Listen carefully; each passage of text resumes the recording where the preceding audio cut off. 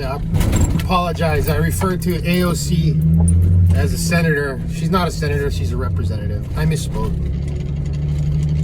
Not that it changes her story or raises her IQ level or anything like that, but just to be honest. See how easy that was, AOC? And if you misspoke or you said something wrong, you just fix it. You just say the truth. You know?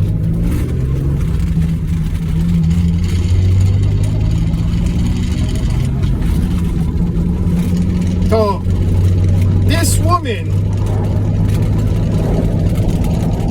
instead of fixing the problem, not only does she double down, then she gets one of her squad mates to get up and turn the floor of the house into a total soap opera. Rashida Tlaib crying about how she got a death threat on her first day in office.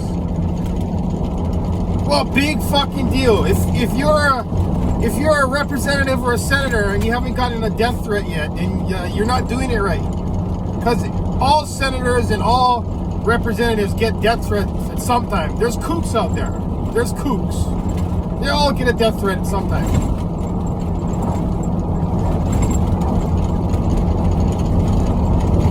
Again, convenient how AOC is getting pressure for the stupid shit she said. And so not only does she double down on her narrative and then tells her followers to report people that give her shit online, but then she gets one of her squad mates to go on the floor and make a big drama fucking queen thing just to bring more attention to them. Like I said, these are teenagers and they are in positions of power in our government. Fucking teenagers.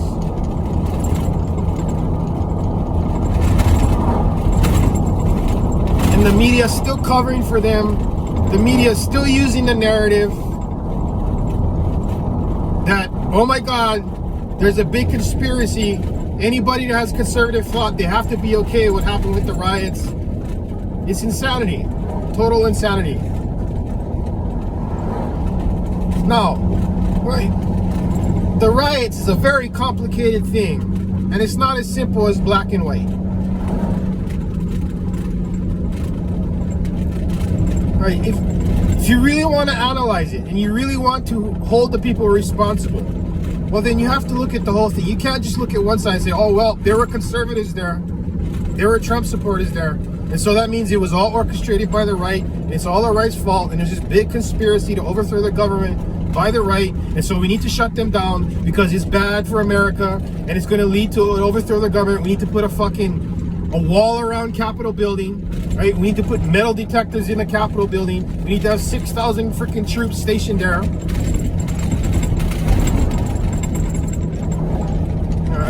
We should have seen this coming because the left will latch onto anything to justify doing insane things. But I mean, they've taken it way too far. And really, they should be calling out this idiot of a fucking congresswoman for her stupid story that didn't unite anybody, just made more division in America. That should be what they're doing. And they want to call out Marjorie Taylor Greene, who again is also a kook. She's also a fucking kook. But to go like, oh, there's only kooks on the right? I mean, come on. AOC, she's a fucking kook.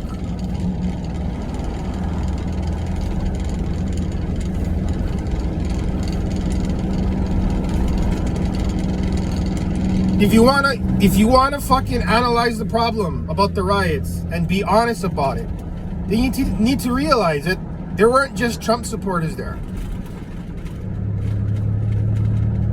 And there's a big glaring example of the double standard. I mean, there's plenty of examples, but the one big one is the video of the lady that got shot. Okay, the person that took that video, he went on to CNN the next day, was interviewed by Anderson Cooper on live television. His name is John Sullivan. He was interviewed on live television. Well, it's funny how a few news or organizations covered who this guy really is. Because the reality is, this guy is a full-on Antifa nut.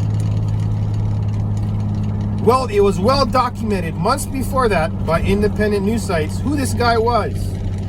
This guy is a black man. He was adopted by white parents, rich white parents. So he had a really good upbringing.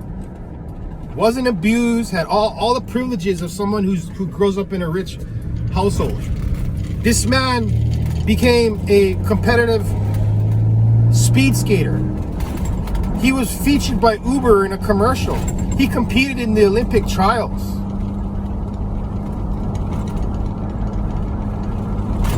I mean, this man had a good life. All of a sudden, he got radicalized. And he's on camera at Antifa riots. He's on camera admitting he's Antifa. He's on camera when somebody got shot in one of the riots that his organization organized. Somebody got shot. He's on camera at the White House before the riots. At the White House, talking about on a bullhorn, talking about how we need to go into the White House and pull Donald Trump out of there and burn the fucking building down. On camera. He is on camera the day of the riots, begging people to go through the doors. Get in there. We need to get in there. We need to burn this shit down. He's on camera doing that. He's the guy taking camera of the girl that got shot. He's on camera talking with one of the people that was working with him. Tell him how I told you this was going to happen. I was on the Antifa chat sites and they were saying this was going to happen. This is all documented. This guy is an Antifa guy. And you want to talk about inciting people? This guy's on camera inciting people to go into the Capitol and do the shit they did there.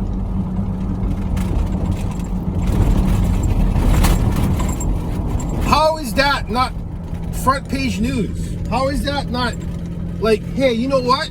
It wasn't just Trump supporters there. This is a known Antifa guy, no doubt, can't deny it. He's even admitted on camera that he's Antifa. And he was one of the main guys there. How is that not the main part of this story? Or at least one of the main parts? Explain that to me. Because if you just watch mainstream media, you would think, oh, it was only Trump supporters there. But no, this guy was there. He was interviewed by Anderson Cooper the next day because he's the guy that took the video of Ashley Babbitt being shot. I mean, this is the example right here of how the mainstream media will use a narrative, will use something just to push their insane ideas.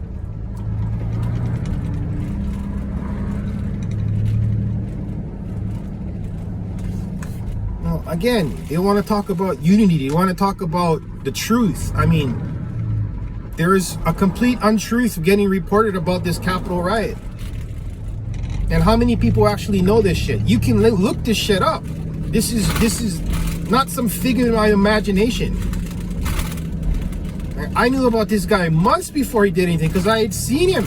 I had seen him on the streams at riots. He was a known face. I mean, he admitted on camera he's Antifa. He admitted on camera that he was talking to Antifa guys and they were planning to do this kind of shit. Now, again, I'm not saying that it was just Antifa there. That's proven. There was also Trump supporters there.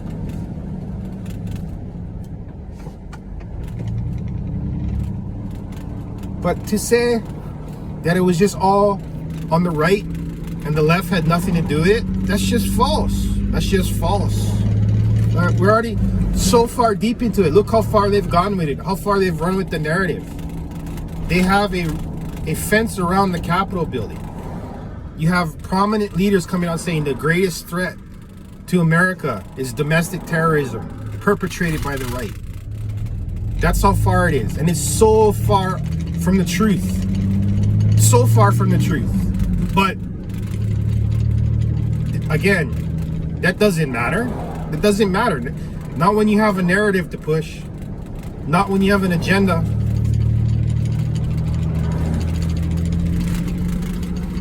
And that's how blatant it's become.